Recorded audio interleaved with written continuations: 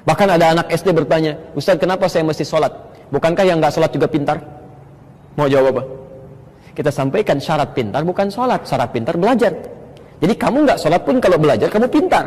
Sholat itu membuat ilmu kamu lebih pintar dan lebih bermanfaat dan dekat dengan Allah Subhanahu Wa Taala. Kalau cuma sekedar pintar, non muslim banyak yang pintar.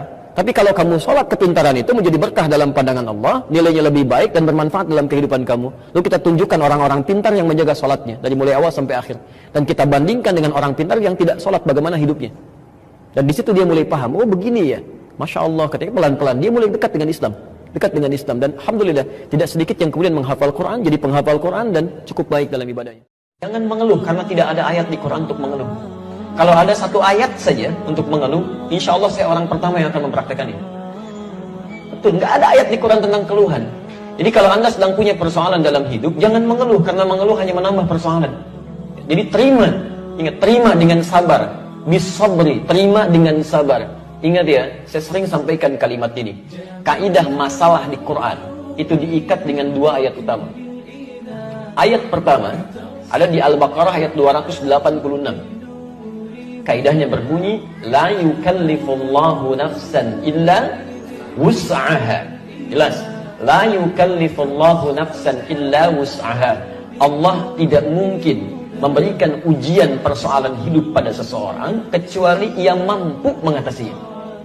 Mustahil Allah menguji di luar batas kemampuan kita. Mustahil itu. Jadi ketika Anda diuji dengan masalah, itu tandanya Anda mampu mengatasinya. Orang-orang dulu itu belajar adab dulu sebelum belajar ilmu. Makanya ketika ilmunya sudah datang, adabnya pun sudah lengkap.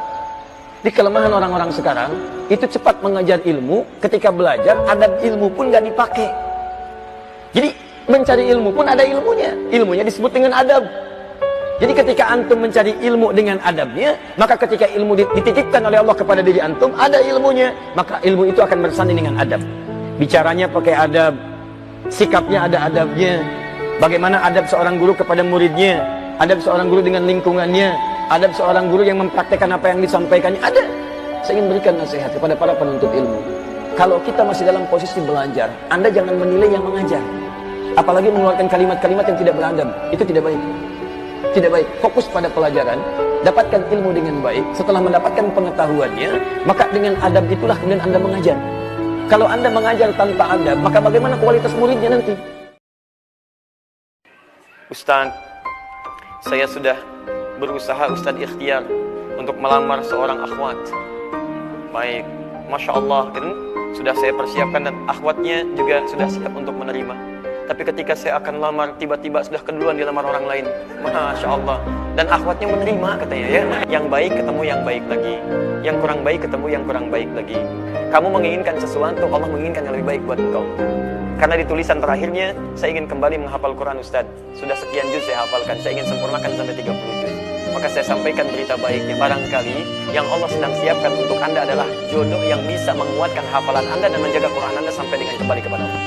Kalau Anda sedang punya persoalan yang anggap Anda kecewa, jangan larut dalam kekecewaan. Yang Anda kejar-kejar justru ada hal yang tidak baik di dalamnya. Kenapa? Karena Allah tahu masa depan Anda tidak bisa baca masa depan. Ini yang baik di masa depan Anda. Ketika Anda ikuti, itu yang terbaik. Kalau ada orang masih merasa kurang nyaman, gelisah, dan khawatir bila diwafatkan, di saat itu dia merenung, ini sudah fitrah menunjukkan ada kekurangan bekal yang ada dalam jiwanya. Dan merasakan ada bekal yang kurang untuk dibawa pulang.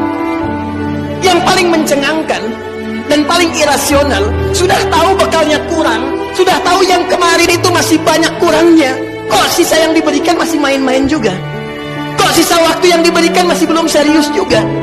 Jadi kalau sampai Jumat ini, sampai detik ini belum mampu merubah kita untuk dekat dengan Allah, Anda butuh berapa Jumat lagi? Anda butuh berapa tahun baru lagi? Apa masih senang hanya dengan urusan dunia Anda rayakan, sementara besok kita berpulang di hadapan Allah Subhanahu wa Ta'ala? Ingat akhirat bukan meninggalkan dunia, tapi ingat akhirat mengarahkan anugerah dunia yang Allah berikan kepada kita supaya ditata menjadi kepentingan ibadah.